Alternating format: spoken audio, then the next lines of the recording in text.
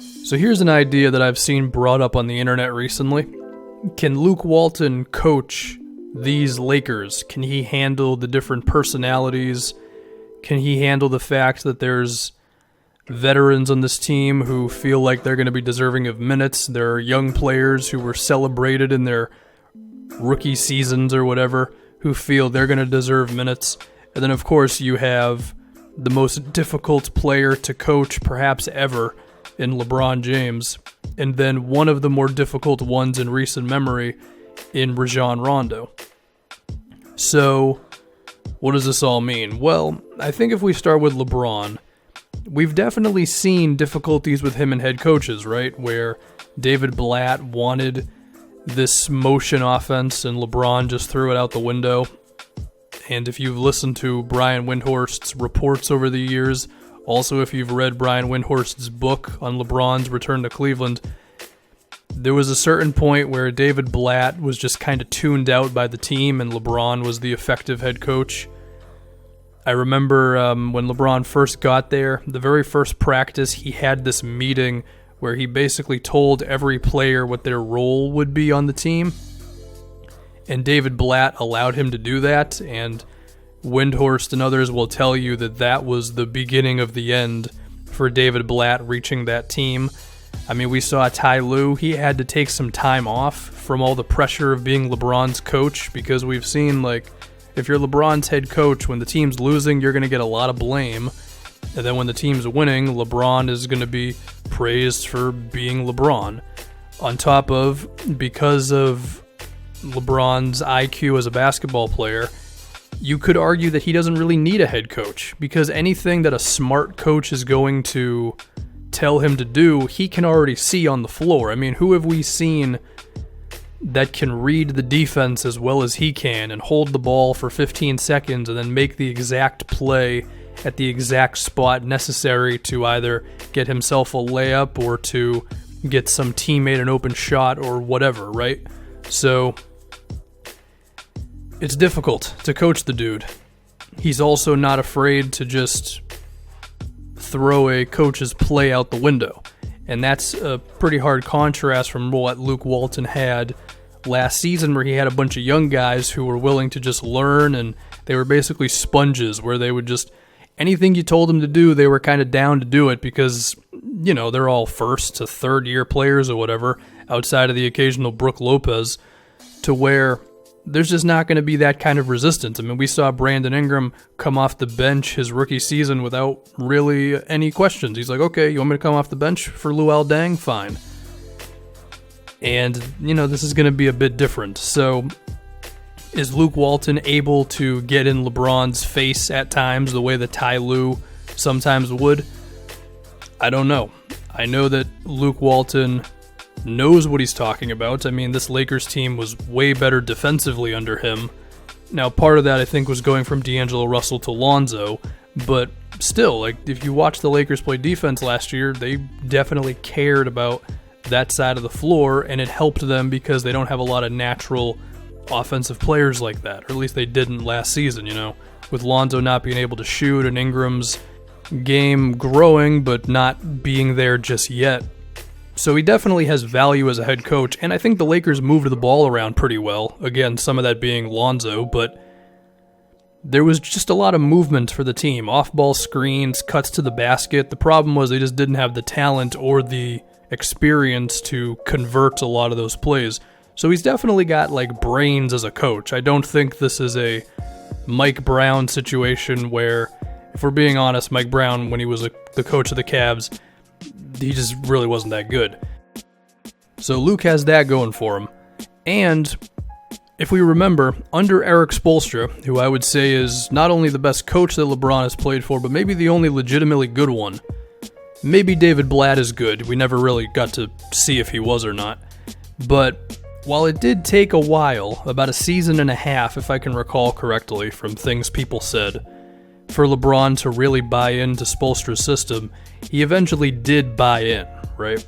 So maybe a smarter, a little less stubborn, maybe LeBron would be willing to buy into what Luke Walton has to say.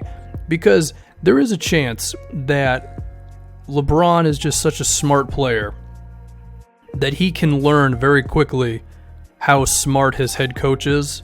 And if the head coach doesn't match up to LeBron, then he's going to tune you out. But if he believes that you are actually on his level, then yeah, I believe he would care about what you have to say. Because I think for as egotistical as LeBron is, I think he does a great job of hiding it, but I think he also is kind of full of himself, at least like when it comes to his skills as a player. I do think he's smart enough to realize what the right thing to do is. And if the right thing is to listen to this coach who actually knows what he's talking about, then I think he would do it.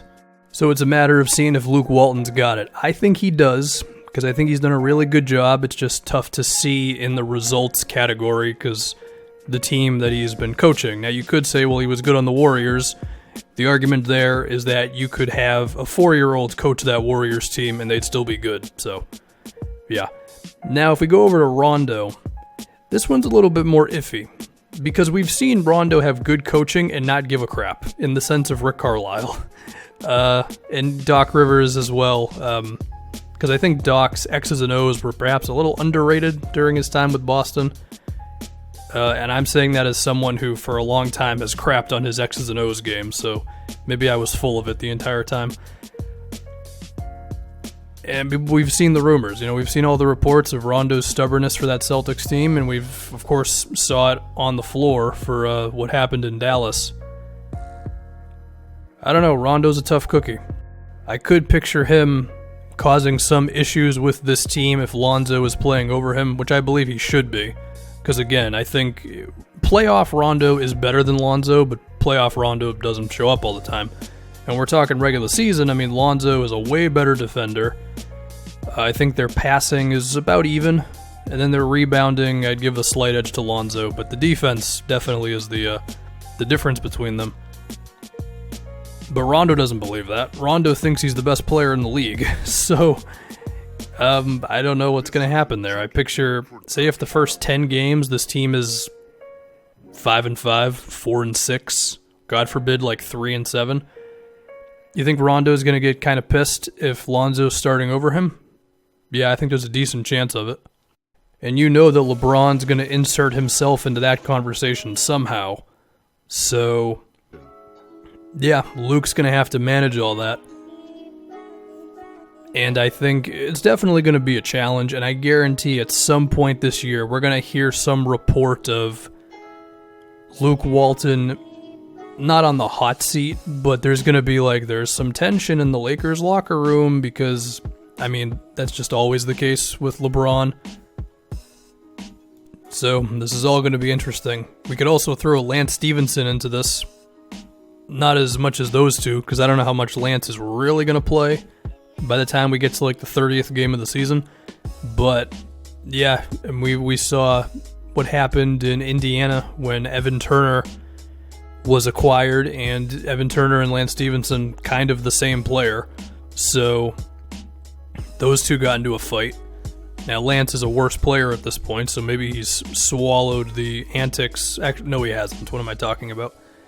That's just another element to it. So this Lakers situation is definitely going to be interesting. There's going to be media stuff every single day with this team. It's going to be a circus.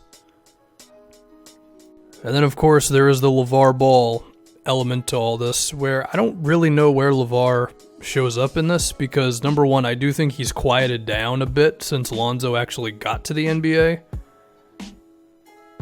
Part of that being just because he's doing stuff with Lonzo's brothers a lot. But maybe this will trump anything LeVar has to say, maybe. Or maybe he just inserts himself into it and it gets a little worse. Who knows? But there is definitely some combustible elements to this Lakers roster, these personalities. But again, I do think it could go well because I think Luke Walton's a good coach. So at the end of the day, I don't know what's going to happen, but it'll definitely be fun.